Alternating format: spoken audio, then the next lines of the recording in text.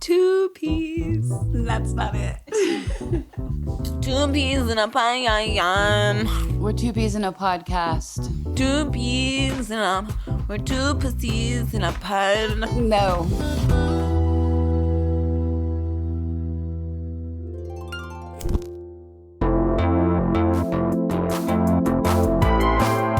From De Facto Books, I'm J. Nicole. And I'm V Diggity Dog. And this is 2 Peas in a Pod.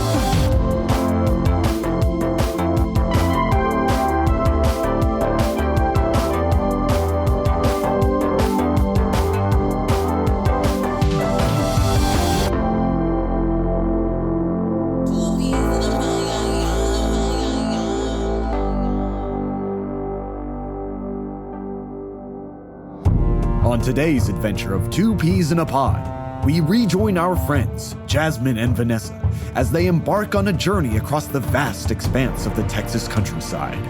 Riding the high of a successful show to wrap up the previous book club season, the 2 de facto baddies have set out on a quest to visit a de facto books team member who is currently incarcerated in a Texas prison. Along the way, Jasmen and Vanessa will spend the night in a cabin, indulging in some magic potions that will aid them on their quest. Dr. Doodle. This isn't your average episode. The climactic conclusion of Season 1 of 2 Peas in a Pod starts now.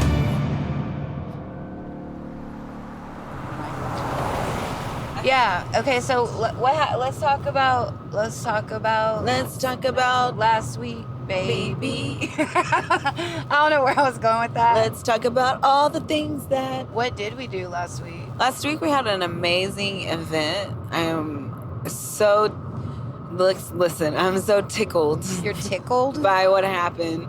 Because it was so funny that we had a breakdown, you guys. There was a moment where we lost faith in spirit. It was just so... Yeah, so my over-planning control freak ass, which is, by the way, what keeps this shit going a lot of the time. I just want to shout out to self. Yeah. For a second, was afraid we weren't going to sell out our show last Saturday, Passing the Word at the Wild Detectives. And we did. And the thing is, though, it's always our own community that came to us organically through this journey that reminds me, which is why I always say, like, spirit works so strongly in community. Yeah, but yeah, the show was amazing. I mean, like, y'all, listen. Live if you weren't there, like, if they weren't there, dude, sorry, not sorry. I'm so not sorry, like, because you had the opportunity. It was a whole vibe. It was a whole vibe. We had Crusher Poet. We had Rain.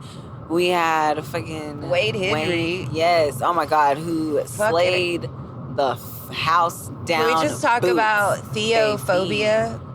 The whole time I couldn't keep my mouth closed. My jaw just kept Yeah, man. Wade Henry's screaming the truth. But Imperial J, what? And the Imperial family was there, that was such a beautiful moment. Getting to talk to Imperial Soul's parents and just hearing the story about how much his son truly believes in his friend. And how but he can we talk about how the Imperial family just Soul Child music production family who manages Imperial J happened to be one of my former students in a youth group.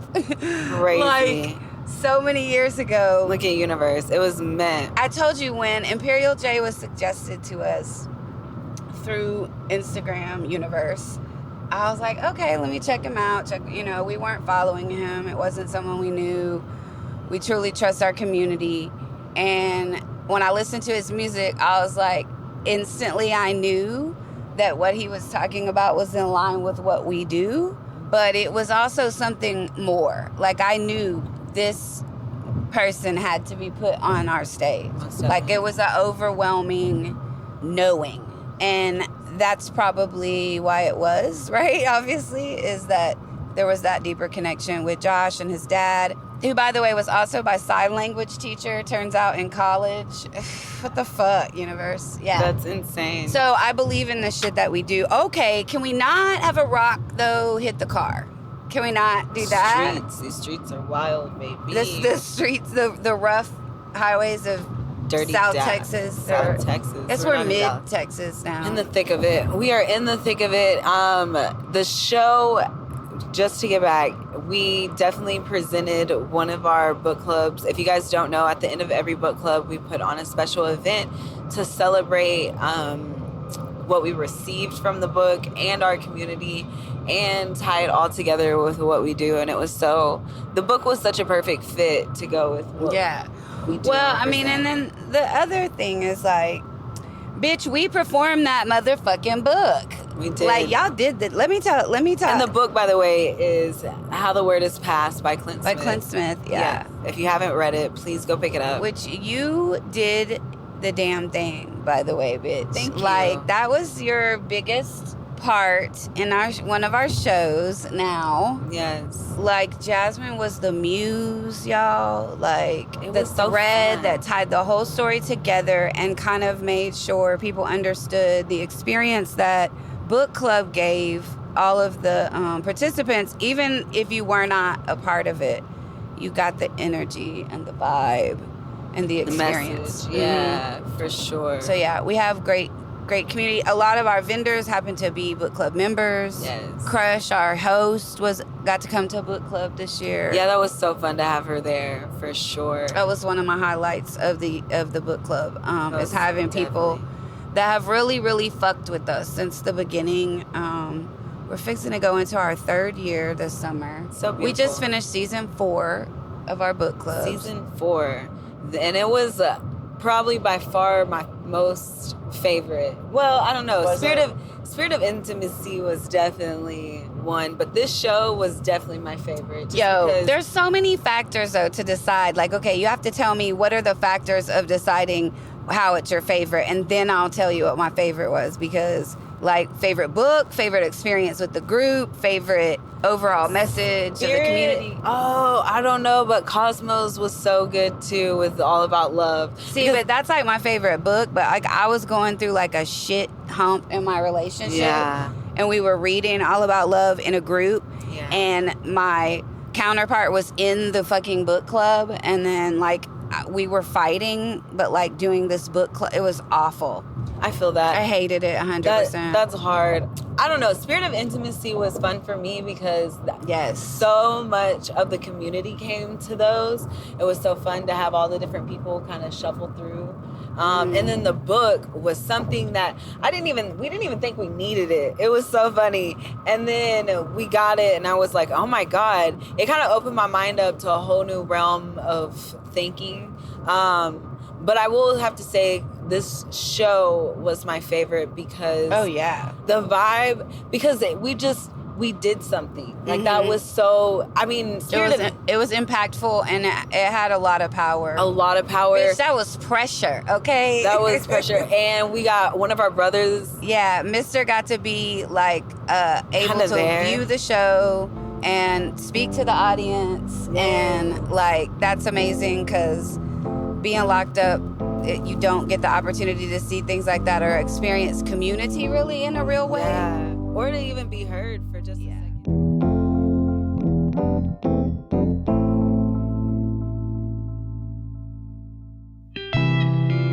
It is so beautiful. It's very green. We are like in the thick of Texas. Very Texas. But like I can't see what's past the trees. We're on this weird road. It's not really a gravel or dirt. It's paved, but it's like kind of wonky. And there's like cows, but it says the speed limit's 25, but low-key, girl, if I go 25, we gonna bottom out in these fucking holes. So We are in the Sentra. the Sentra is not the best.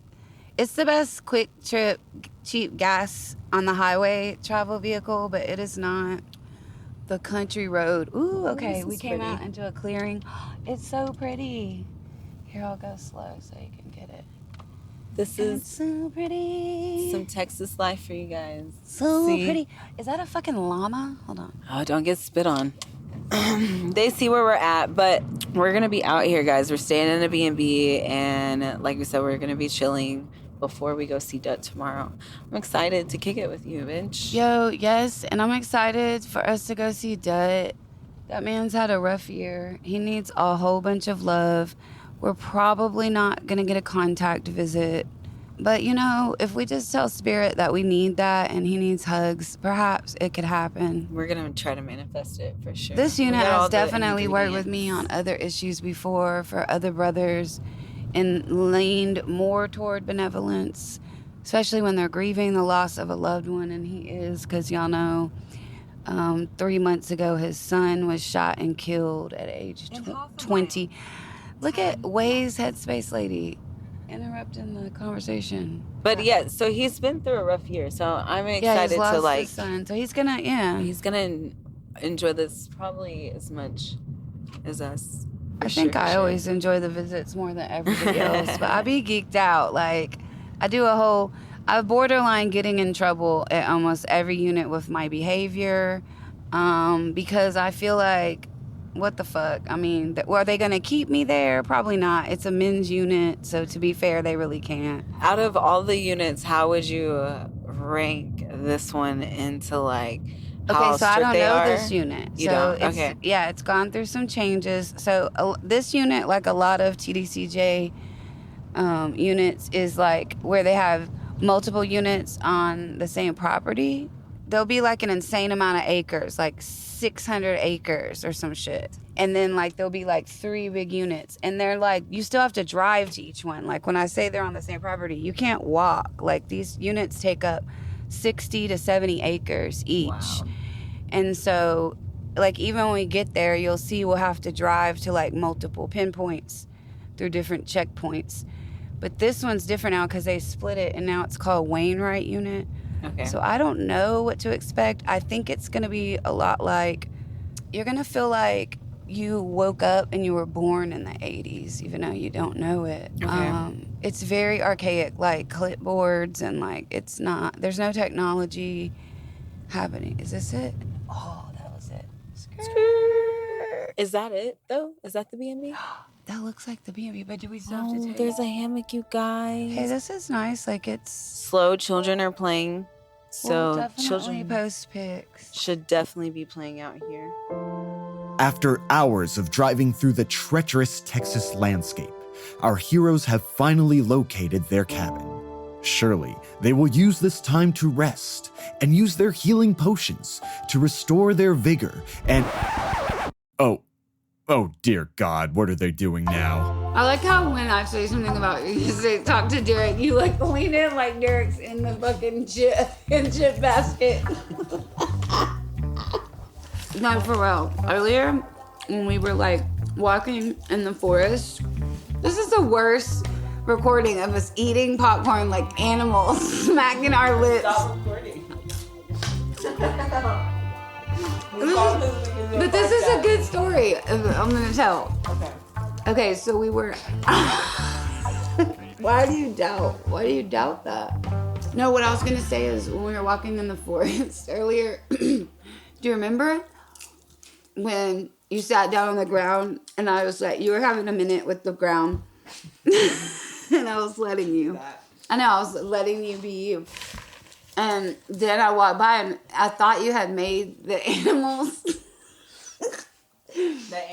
The ants form a letter on the ground, but they were really just mutilating an earthworm and eating it to death. And what did the ants stand for? It was in the shape of a pea. Mm-hmm. And so I was like, "Oh, you told the ants about our podcast," and they were gonna listen to the pod. It's yeah. So I feel like That's what the P was for. Yeah, but we have to explain. I told them why we're 2 peas in a pod. I was a magician. You said I was a magician. You were? That's what you said. You said I had to. No, you're like an animal. Yeah, there you go. You're like an animal magician. Is that a thing? That's not a thing. It is that I am an animal magician. We are not going to Dr. Doodle. Listen to this back. This is the beginning to let everyone know how stupid we are. Peas in the pod. No, my whole point of that ridiculous story that is not usable in any way is to say, what's the peas? What is it? This is 2 peas in a pod. 2 peas. That's not it. 2 peas in a pie. We're 2 peas in a podcast. 2 peas in a...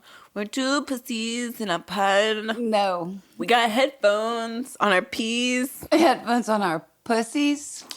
Shh, don't say that word. You can't say the word pussy, but that's why the P stands for pussy. You can say dick. Wait, don't say pussy. It's funny, we're not allowed to say pussy, but you can say dick a lot. You can say dick, but don't say pussy. I like how, why are you emphasizing this? Why are you emphasizing it so much?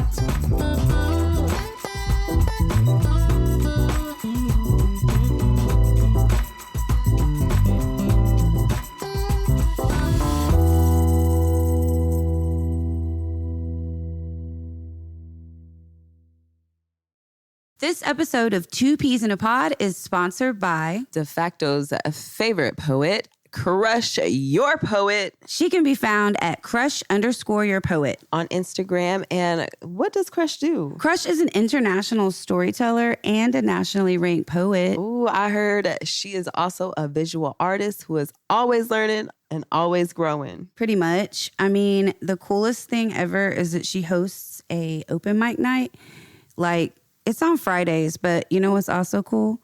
She's sitting right next to me, so I'll let her tell you all about it. Hey. Yes, Fluid Fridays is our queer open mic that we host here in Dallas. That is my baby. I host it every second Friday. That's not every other Friday, but every second Friday of the month. You can follow Fluid Fridays open mic on Instagram to see any of the show updates. And she slangs t-shirts too. No way. I know, I'm wearing one. Look. Ooh. You like it? Yes. That is fly. This new Love Outside the Box shirt. I see you're wearing one too, though. Yes. This is the fave. You know, sexuality is a fluid. You better swallow it. Hey. Yes. And she slangs tea and teas, though. Like, spill the tea, drink the tea? Yes, but actually, like, drink the tea, swallow the tea. And, like, the sexuality. Like the tea. Hey. I don't know. But she has tea on her website and you can buy it and it's amazing and it will help you manifest your reality and also heal your menstrual cramps. Yes. Ooh, I need all of that. So make sure you go check that out at Your Tea Crush. Yep. And where can they find you one more time? Crush_your_poet.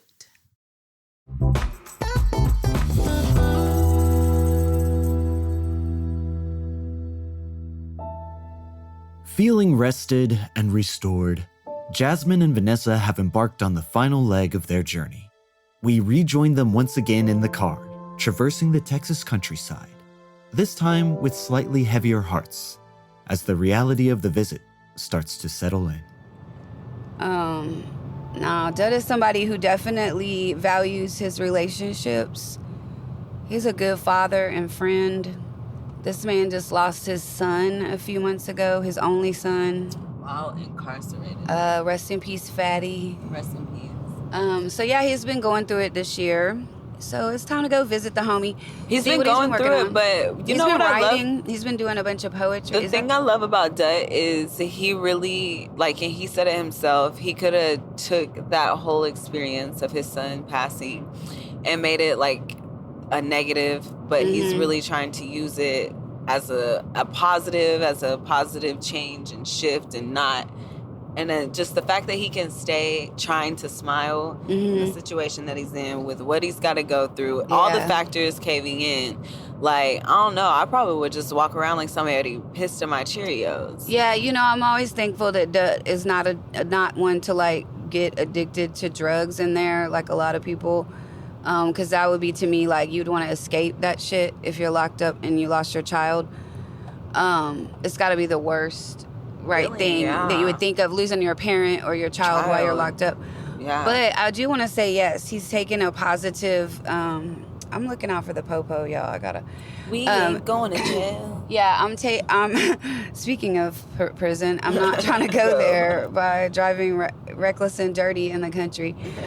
But yeah, he's been through a lot. He's kept a positive outlook, but I don't want to diminish the fact that he suffers too, because like, we go in waves with grief, right? Like, one day he's like, what the fuck is, what am I doing? Like, what is my purpose now? And then you'll get a call from him and he'll say things to me like, he always says, say, V.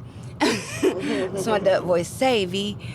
He'll be like, listen, I've been noticing that, like, people are looking at me because they know about my son passing, and they're expecting some type of, like, reaction, right, or stance in his mood or his tone in there. And he says, I just try to lift up my head and say something positive to them if they're struggling. He goes, and I just don't focus on that, which I'm going through, and then I notice how that heals me by, like, uplifting them. And he's like, I'm not fixing to stop being that light for so many people in here when they're struggling just because I'm struggling. He's like, because that's part of the healing process. But then, bitch, there's days where he's like, Dutt is like, he's very animated and, like, positive all the time. You can hear the smile on his face. Yes. He's one of those people. So when he's not in that, it's not pleasant. But I think it's important for everybody just to realize, as humans, like, you should allow yourself to have those days. Like, we're not perfect. You're gonna have your days where you're going through it, you're in the thick of it, and you just want to figure out, is this okay? I shouldn't be feeling like this. But no, like, the more that you fight it and tell yourself you shouldn't be feeling like that, the worse it's gonna get. Just allow yourself to feel it. The thick of it, sucks. Bitch. We was in the thick of it last night. I love being in the thick of it. but for real, it is true. Like, that was my whole point is, and like, I don't want to diminish the fact that this man still, there's no book to how to heal from this. No. I feel like the purpose of this trip today is to just bring him the light of spirit, try to give him some of the energy we cultivated last night in the cabin. Be the light for him, since he is the light for so many other people, in a sense. Yeah, it's amazing. I do wish that we could get a contact visit. Let's see. Look, I put it out there yesterday that there will be a benevolent CO, a bad bitch on her best day today. She got her hair did yesterday. She's up here at work. She really don't want to be here on a Saturday. She got dick last night. And she's fixing to be like, you know what? Two bad bitches with a podcast. Just go on and hug your homie. We gonna let you in. This shit is not really gonna happen, y'all. So let me just say that before I confuse people that this is a thing.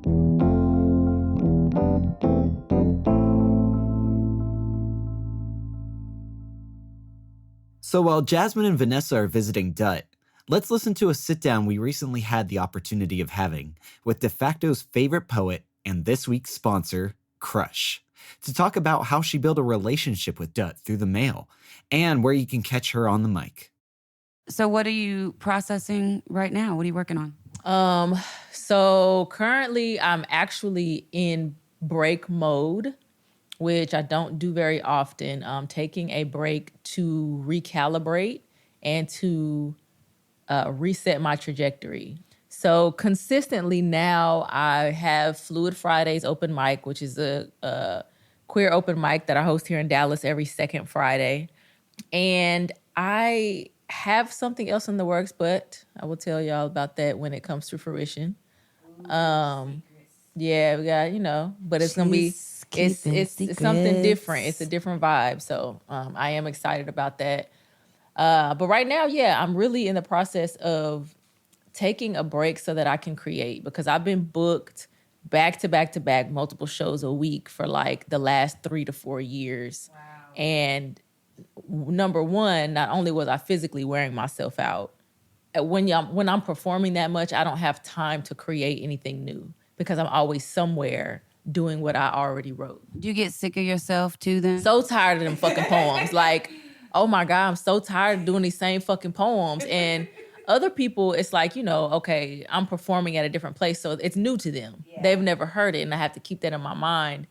But especially, like, if I'm performing at the same space, like I go to Dallas Poetry Slam, I was going every week, right? To me, I'm like, I'm in the same place doing the same fucking poems, and I'm over this shit.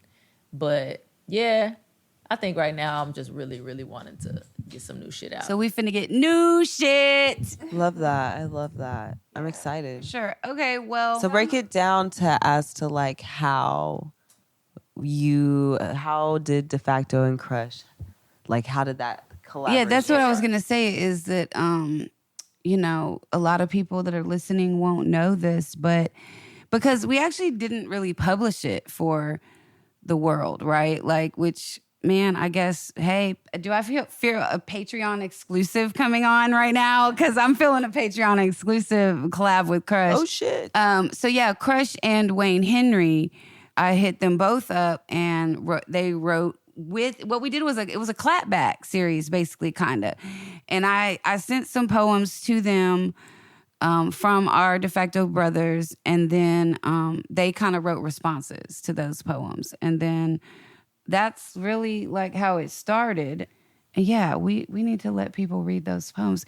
Y'all tell us, do y'all want to read those poems? Give us the comments on our IG, and let's see what we're going to do with that project. Hit us up. It's there. It's magic. What's actually really fucking good. Like, it's actually fucking fire. So it's a lot of I was pressure. about to ask, how was that experience, like writing poetry with him? It was fun. It's like I never had the experience of basically doing, like, I mean, Vanessa calls it a clapback, but like a collaboration with a complete stranger. You know what I mean? Like, it's not something.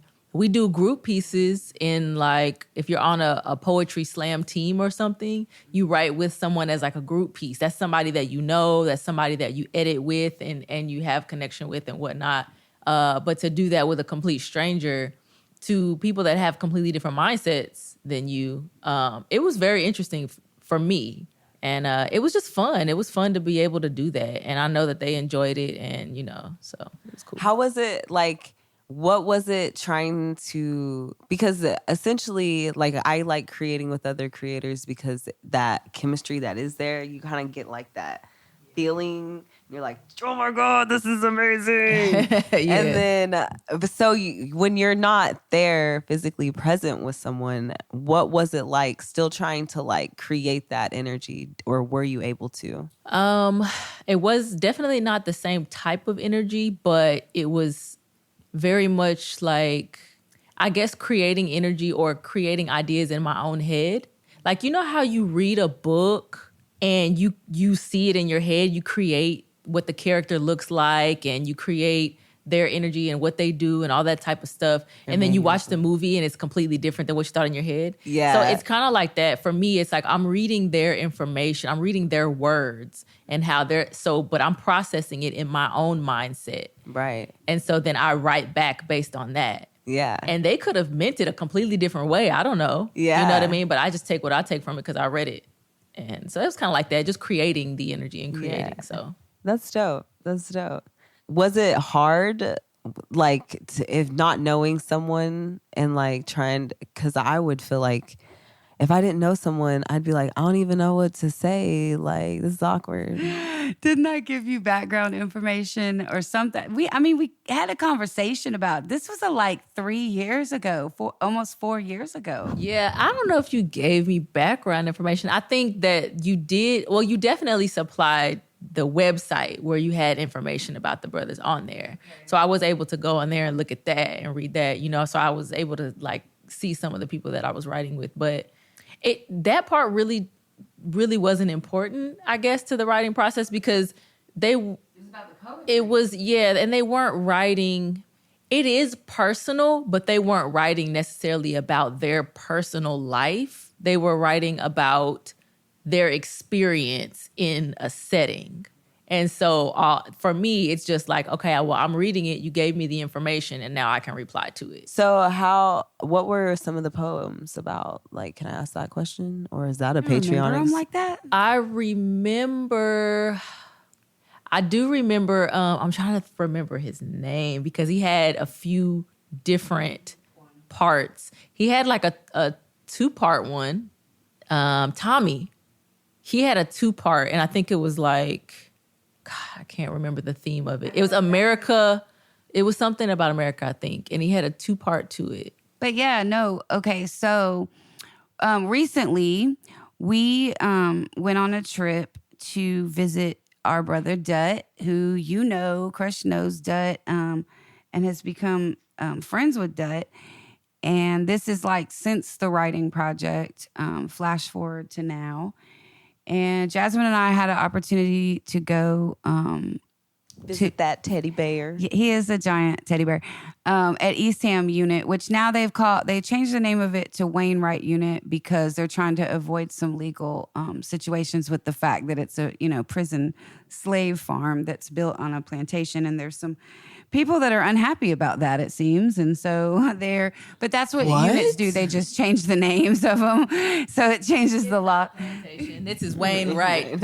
Yeah, right. They need to do right. Right. So, and it's like a person's name. Everything, all of them are a person's name. Which, can you imagine being the guy who the prison is named after you? I imagine anyone who would want a prison named after them loves They're fucking that fact. proud of it. Yeah. And then like when you drive to the prisons, like the roads are named after the people, and then like they're even named stuff like Prison Road or Convict Corner, or the more you go southern in Texas, they turn into like slave plantation street type names, like with hanging things in the titles.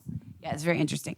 And Dutt's prison is actually one of those. And as you know, everybody gets to hear on this episode, our visit, and also our random cabin trip stop, because we went and stayed in a cabin out there in the country in prison land. God bless Derek. And God bless Derek B, because we sent him a lot of late night audio after some magical shrooms. Cue the Bling, bling. the chimes.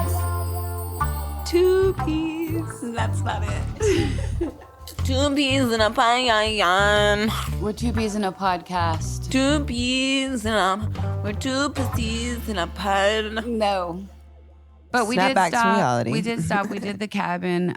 Yeah, I kind of just wanted people to understand like your relationship with Dutt, as well as like what that even is, because we have that page on our website, the Write a Brother. Write a Brother. Yeah, and I get it. Like people are like, why would I want to write this strange man in prison that I don't have a connection with or whatever? And we actually give tips and all of that of like how to make that easy on the page, as well as how to email them if you want to do it from your phone. But we get it, and so we want to kind of like talk about what that looks like. Yeah, I don't even know how I started writing Dutt. I was gonna ask like where. I don't even remember because it wasn't off of the page. It wasn't. Dutt write you first? Because so a lot of people know that we're constantly sending in. We send in hundreds of pictures all the time of every activity we do out here. And we go to your shows. And so they saw you. And then I purchase your books and send those in. So they know, they already have this connection with who you are as a poet. And then they see pictures of you. And then I think that's really how it started, is Dutt was appreciative of that. And they've seen excerpts of things magically through a bird's eye view. It's magic.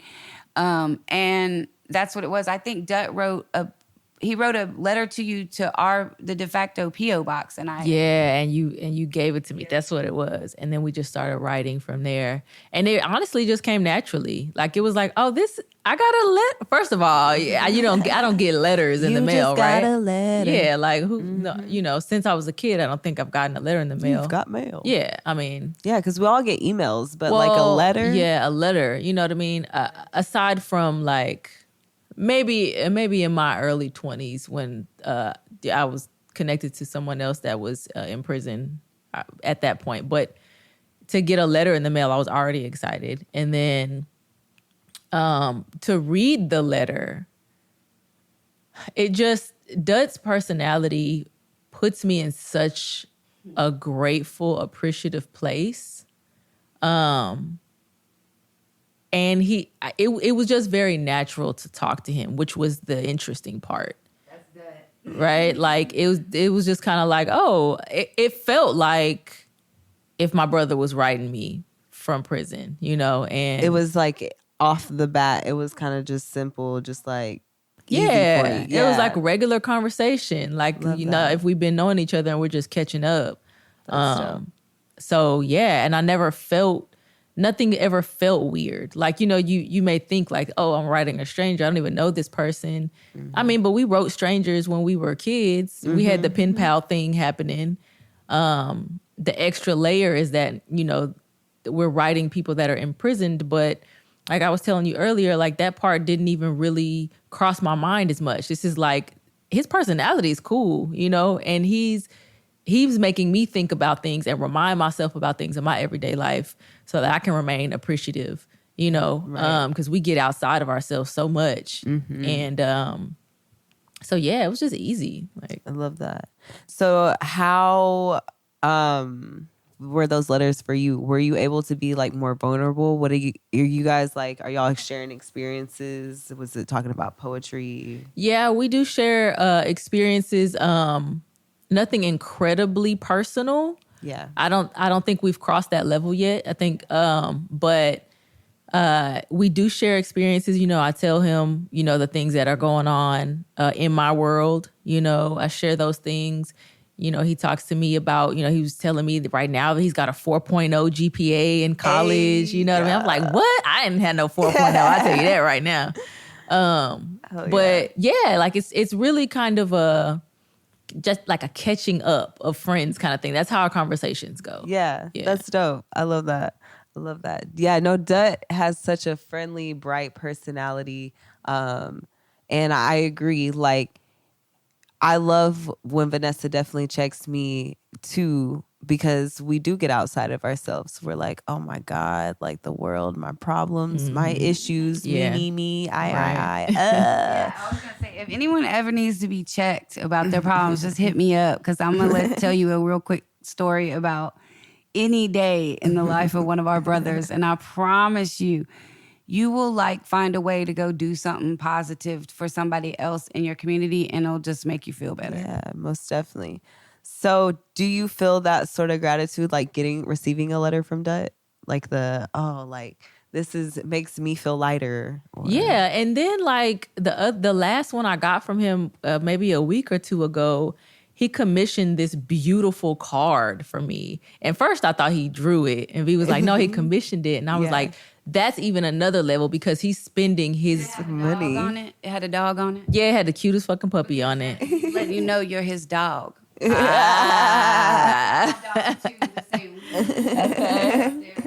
you know, to me, it's like, he don't have to do that. Like, you know what I mean? Yeah. Like, I feel like that's sacrifice, you know what I mean, to somebody in his position, and he's using commission money. Like, you know what I mean? Yeah.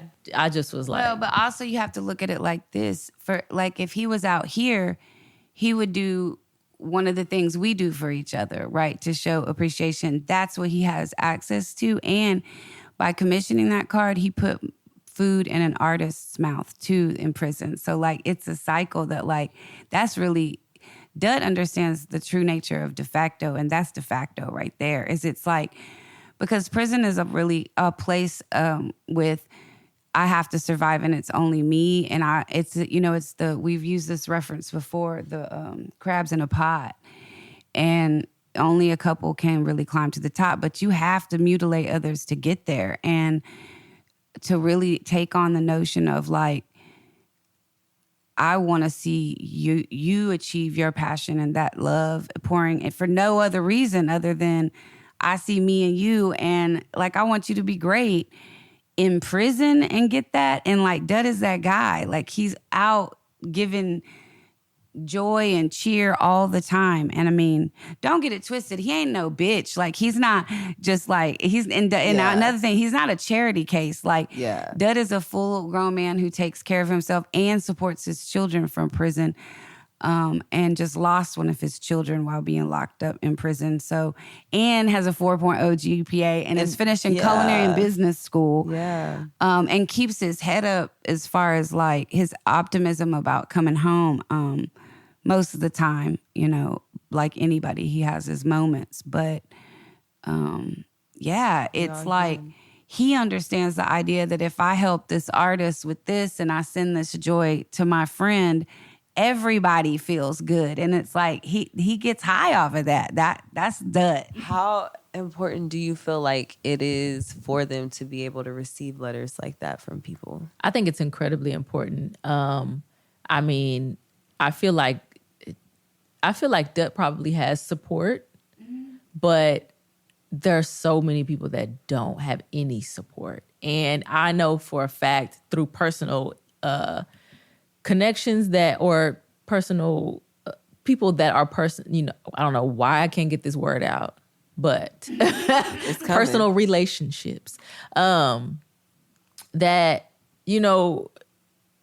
people initially have people coming to see them, calling them, writing them. But, if they're in there longer than a year, then most of the time, all that stuff fades away. And, being in a living in a space like that where the energy is always super high strung and stressful, it's like they need something outside of that. I feel like they need something outside of that to bring in a different type of energy so that they can remove themselves from that consistent negativity or stress or whatever the case may be. I think it's important. And just as a human being to know that somebody's even thinking about you, or that they care enough to take time out. Because we out here doing a million things, you know what I mean? And I've caught myself, getting so busy that I'm like, I'm putting on my calendar, no, I'm writing Dutt tonight because I'm not about to keep letting days pass just because I'm doing a million things. It's important. It's so easy to just log on to JPay and write an email and send it with a 23-cent stamp or however the hell much them things cost. I don't know.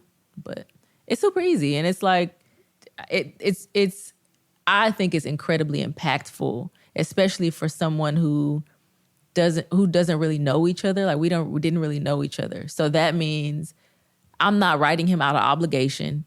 Sometimes family members write out of obligation and whatever. I'm writing him because I want to write him, and we get to exchange energy and he gets to pour positivity into me and I get to pour it back into him. And there's no strings attached. There's nothing, no obligations, no reason except for we want to talk to each other. Yeah, no, 100%. It's definitely needed. And you are so dope for being able to ground yourself and do that, dude. For sure. For sure.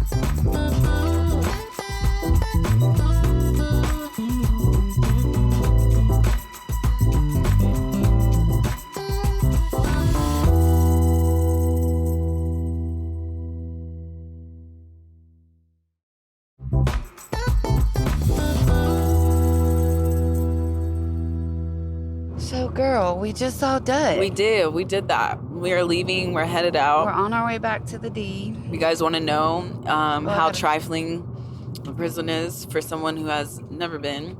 You pull up. We get searched. You drive a whopping 2 miles to the actual place where you get to visit people, the office. We got there. You walk into a beautiful foyer. Is it a foyer? It's like a garden-y courtyard that the prison, people living in the prison will never see. Yeah, Dutt didn't know that was the thing. I wonder if they know about prison turtle and the little water thing. Well, when he there. calls this afternoon, I'm going to ask, do he know about prison turtle? So yeah, there's actually he does probably know about prison turtle. Okay, we're saying this like people know what we're talking about. So when the courtyard, what that is the outside visitor area for contact visit. So if you have a contact visit with a family member, you can choose to sit outside. And that's only if they have the staff to do it. And as you see, they weren't doing it. So in there was like a man-made pond with the oldest, crustiest turtle you've ever seen. He's probably depressed because he lives in a prison pond that is dedicated to fallen CO officers. Yeah, the pond is dedicated to fallen COs. What does that mean? Fallen COs, like they were killed in the line of duty? Were they killed inside? How is that? I'm not going to disrespect them because obviously their life was lost. But yeah, no, but I wonder, does that mean they were killed? Like they just died of natural causes during their tenure as a CO, and so they are honoring their life? That's kind of what I think it is. But either way, the memorial in the turtle pond is not about the inmates. It's about... So it was a cute illusion. I enjoyed... It's like Vegas. Seeing the illusion from the outside, because when we went inside, it smelled like pee. It did smell like piss was in the chairs that we were sitting in. For sure someone's pissed themselves. Probably a kid. Probably having to hold it. The screens, so we had a non-contact visit, and the screens were like dirty. Yo, let me just say this. For you who hasn't been to prison, that shit was beautiful. Listen, Was it? Your experience is so different than mine because to me, that was an easy breezy, beautiful CoverGirl prison. That prison was sponsored by CoverGirl. Gotcha. Like, it was clean and beyond the piss smell. Like, those screens are 100 times better than the glass with the phones where you have to hold that crusty phone that barely has sound to your ear for 2 whole hours. And the tables, those were at elbow level to us. Normally they're higher up. So you have to lean up on and hold the phone. So you have like a fucking sore neck when you leave and you can't hear. Like, we could hear him. Yeah. Like, we could, if we wanted to, we could feel the warmth of his skin through the screen. And that's way better. But yeah, they're very dirty. Like, they're very dirty. And our visit was everything that I imagined. What was it? It was everything you imagined? Everything that I figured we would talk about, we talked about, and it was just so beautiful to hear him in the flesh, in the spirit. Like, in person, yeah. And to just see just how he's just a human, just like you and I, right? I love, like, because Dutt and I talk all the time, right? Like, more than once a week, usually. And I know him, but, like, when you see someone telling the same stories and stuff in person and you can like see their, you know, movements and their reactions and facial expressions and all the like gesticulations of his body when he's telling a story, like it's like you can see it over the phone, but it brings it to life. So like then you know next time you talk to him, this is how he looks when he's smiling, this is how he looks when he's finna cry.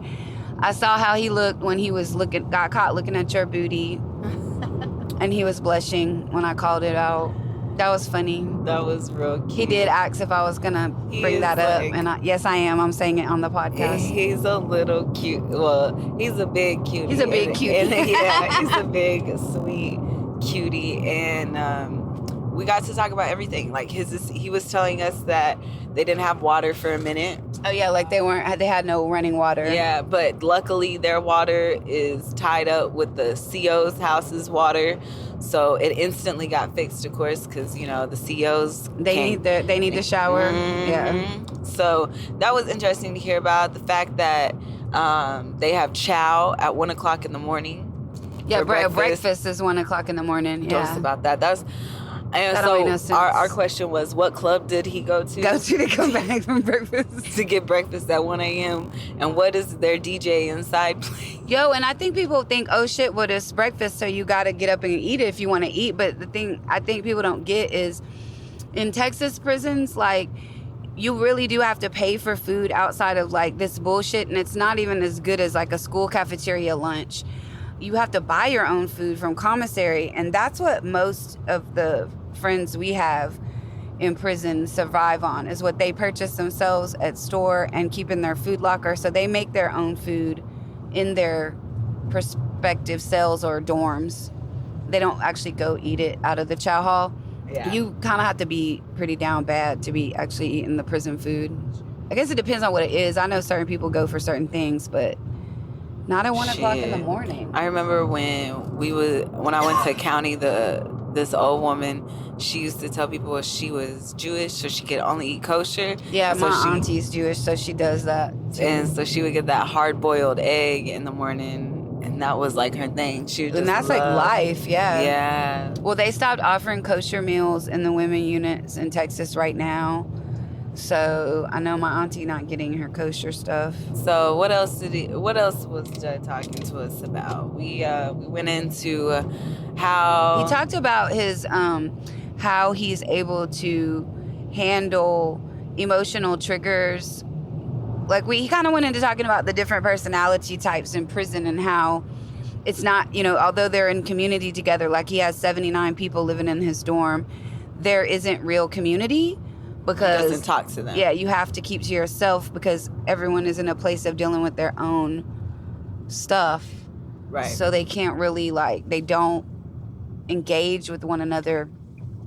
And then you were asking about how that probably deflects the healing process of being locked up. Because my thing is, like I was telling him, I notice how when we go out in public around people, if you get into an elevator or say you're sitting there waiting for your food, you instantly look down at your phone and we don't interact with each other. We don't try to communicate or ask how each other's doing or anything like that, right? We've gotten into this mentality where it's like, well, people be crazy, so let's just leave them alone. I'm going to do my thing. Not my business. Right. Yeah. And so my question for him is, because he kept saying, like, I don't fuck with people, I tune them out. And I was like, how crazy is that? Because then you don't have the full ability to heal, because you can't heal by yourself. I had to learn you need that. Community and reflections through others. Yeah. Correct. And so how can y'all create that here? And it was, well, these people aren't in the mindset of, I'm stuck here. I have no hope. So let me just keep acting crazy. Let me not try to heal, because this is just it. But like healing isn't even probably a concept people talk about, at a certain level of trauma.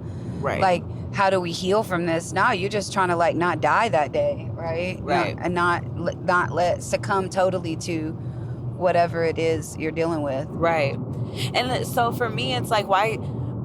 If we wanted to restructure all of this, if we wanted to recreate it into a better way for people. AKA if prison actually rehabilitated people. Right. Okay. If we could reform and make it into a rehabilitation. This is the segment we call Jasmine's Fantasy Hour. Yes, it is a fantasy, but I just want to give people an idea of what it should be, because I've seen it done in other places. Yes. And so I know that it can be done. And my thing is if we created a space for these guys, knowing that it was a rehabilitation, that there is hope outside of these walls, that we could work together and learn from each other and build a community. Because why can't there be farmers and gardeners and mechanics, and they build their own community inside of there? And why are they not eating those cows and eating the eggs from the chickens? And why are we not planting vegetables? You know what I mean? Like, why is that not a community? Why is it capitalism? A prison? Because it's capitalism. And I want to say that so people know, because what are they doing to us out here on the outside? We got quarantined. Why? So that we can disassociate with each other, so that we don't have connection, so that we can identify with each other, and we come so individualistic that we start acting out of ego all the time. Because ego is when you start only thinking of yourself.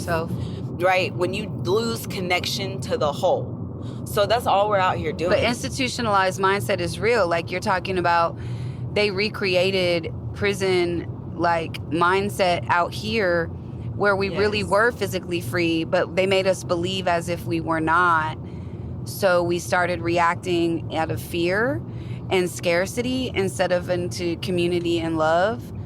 And so like that's literally the prison environment 24/7, right? Coupled with a whole bunch of screaming and yelling and violence in between. No good food. And hunger and the lack of physical comfort and touch. No water. And no water. Showers every 72 hours. Like you're not even physically comfortable. So, I mean, emotionally, you're not going to be comfortable. Yeah, we created it out here. And so now we see what that is. A glimpse of what. Now what do we do with it? That's my question. What do we do with that information? Because prisons are not going away in Texas in our lifetimes, but those people are coming home that are inside of them every year. We're going to release 20,000 people, 22,000 people within the next year or two from penitentiaries all over the United States. Like, that's 22,000 more people that aren't going to be accepted into the job market, that aren't going to be accepted into the housing market. It's just...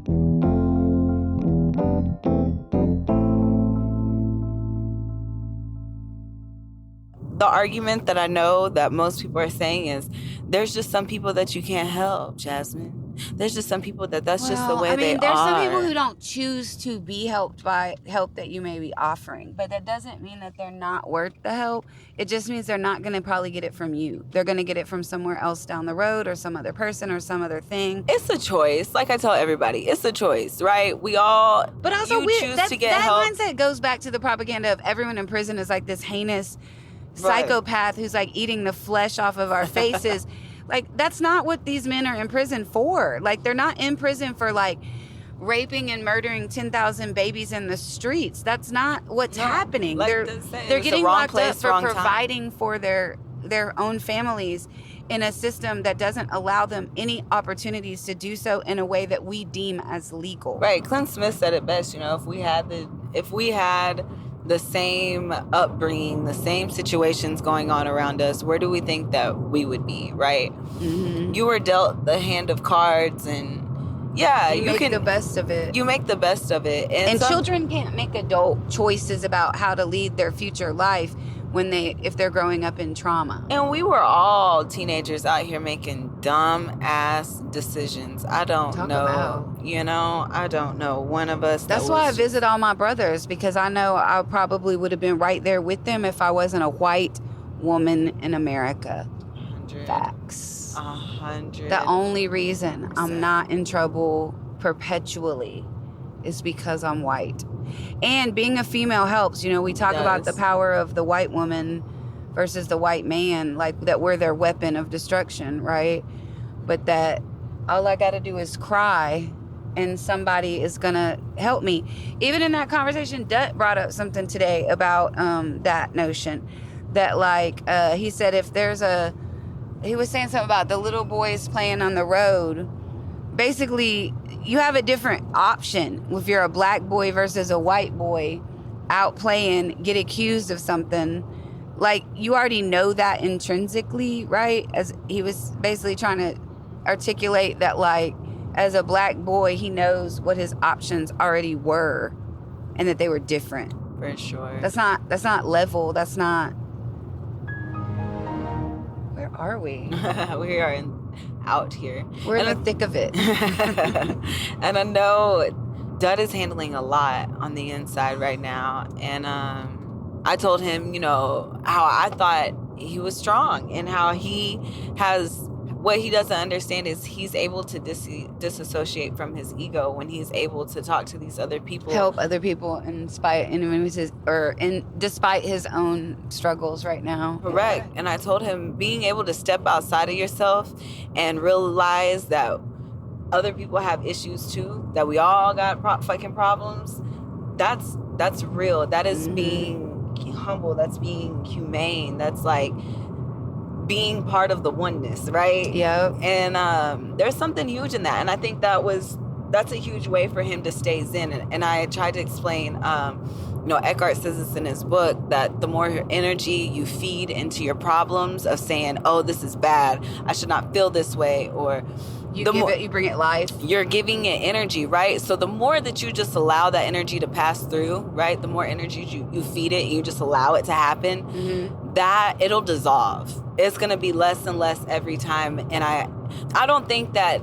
your son passing away is ever just going to be dissolved, right? But Never. The pain from it, right? The pain's going to be a little less, and you might be able to just accept what is.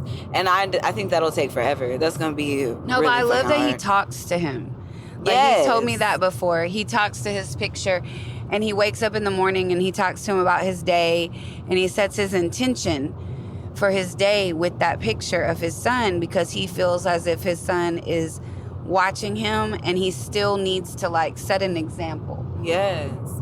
And I think That's what that's how he's holding it together. it made me feel so bad. Like, I wanted to hold him I know. and tell him, you're not crazy. Because he kept on saying, I know that makes me crazy.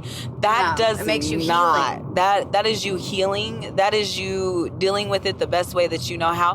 Because I talked to my great-grandfather, passed away when I was younger, and we used to talk all the time. I talked to him just like, I'd be in the car just talking to him. Yeah, like, my "Yo, I friend hear you up Tracy there." that passed away a couple of years ago, I talked to her all the time. I tell her daughter that, and her daughter said, I wish I could be that brave to just talk to her.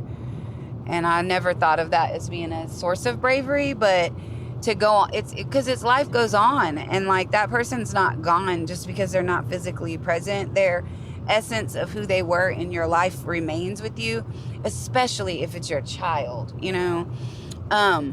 But yeah, like you were saying, how he's really strong, and, like, you saw that. But, like, for me, that's the part that, like, kicks me in the guts when I go to prison, because these men spend their whole life, you know, these beautiful black men spend their whole lives having to be strong in the face of all the bullshit that they take, right? And of all the times when they should not have to be strong, to me, it's when you lose your child or your mother. And that's when I'm like, fuck prison the most. Because now I can't even go hug my dog and let him put tears on my shirt. Because that's what he needs. He needs to be held, and he needs to cry. And he needs to have the ugly cry in private where no other people can look at him in the silence of a room alone. He needs to be able to go out into these trees and scream at them and experience all of the feelings that he's had to be strong and hold on to, because that being strong comes with the price when they come home. And it's called poor mental health patterns. And, you know, we dealing with some of our own team members who are going through that now that they've been home. They just are not adjusting to the idea that, you know, they've bottled up all that shit being strong for all them years. Well, because in prison you're told to not show your emotions, right? And so you can literally lose your life for it. Right.